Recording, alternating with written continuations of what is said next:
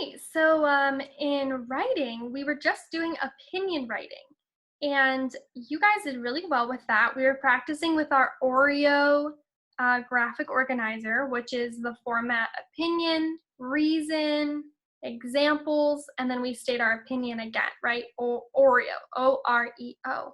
So there's another kind of writing that we can do using that same graphic organizer and the same skills that we learned. Instead of opinion writing, which is just telling about how we think or feel, we can do something called persuasive writing. Persuasive. You can say that out loud. Persuasive. Persuasive means that you are trying to persuade and argue and convince someone to do something, okay? Or maybe you're just trying to convince them to feel the same way that you feel. That's persuasive writing. It's very, very similar to opinion writing, just a little bit different because you actually want them to do something.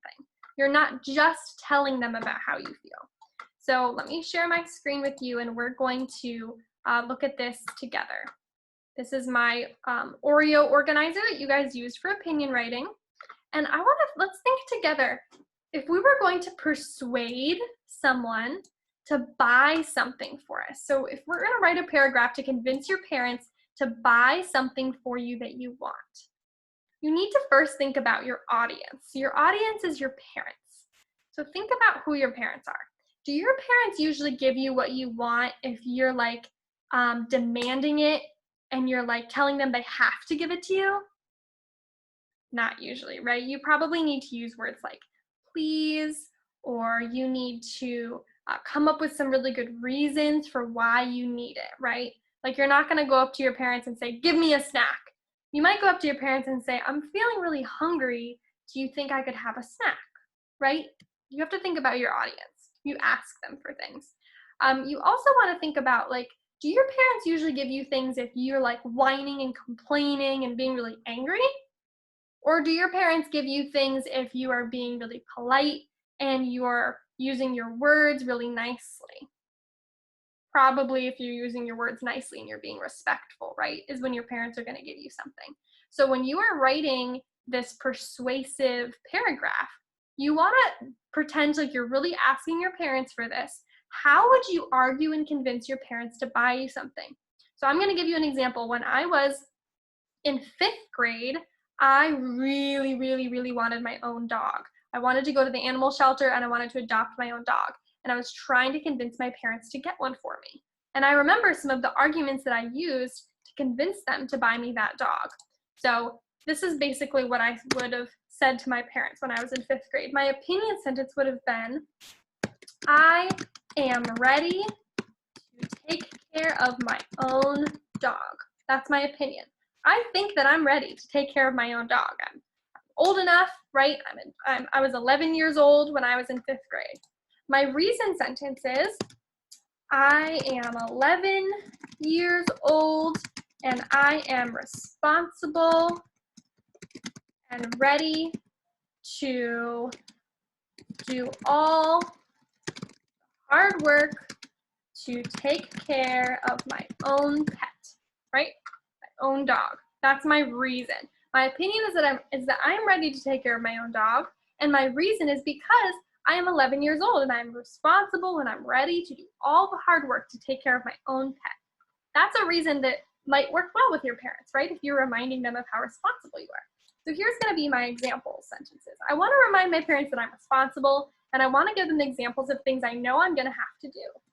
I know that I will have to walk my dog every day and feed it every day. I can do this. I'm going to give an example of another chore that I'm responsible for.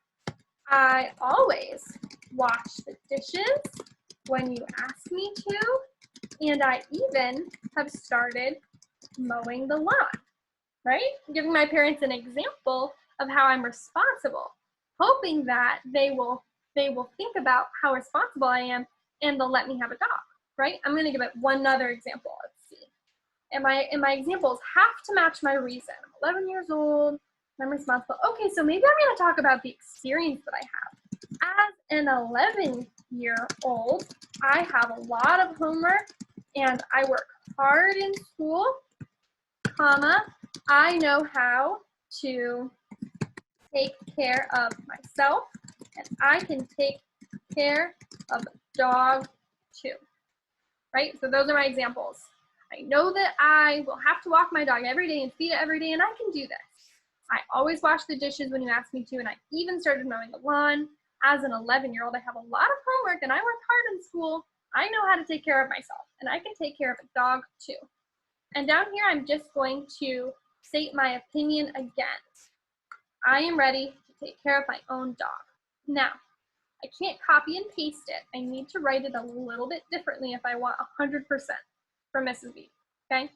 So my opinion again, I think that I am responsible enough to have my own dog.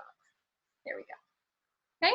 And these are actually the arguments that I did really use when I was in 5th grade. And guess what? I was allowed to adopt my own dog. It was the first dog I ever had. Her name was Allie. She was really cute. She was brown and white and black, and she had really short legs, and she had a fluffy tail. She was really cute. And I walked her every day, even when it was cold and snowing, and I had to feed her, and I had to brush her, and I had to take her to the vet, and I had to save up money to help pay for everything.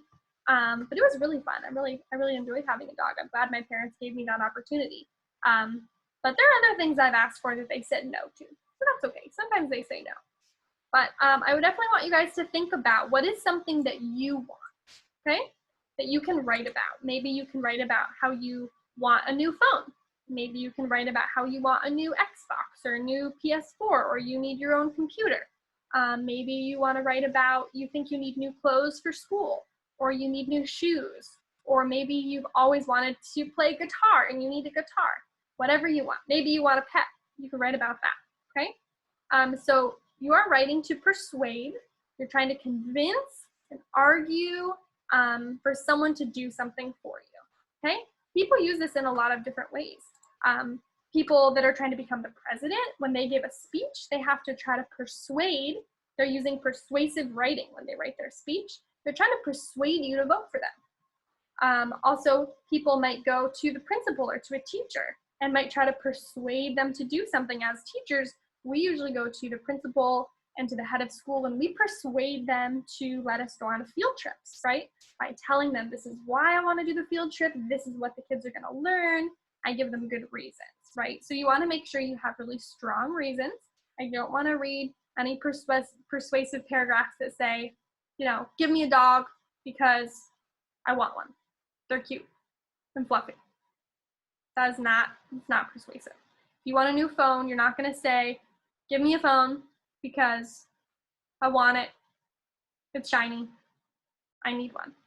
No, you need to give like really good reasons. Do you need a phone because you need to be able to call your parents in case of an emergency? Do you need a new phone because your current phone is broken? Do you need new shoes for school because your shoes are worn out and you need to be able to run well in gym class?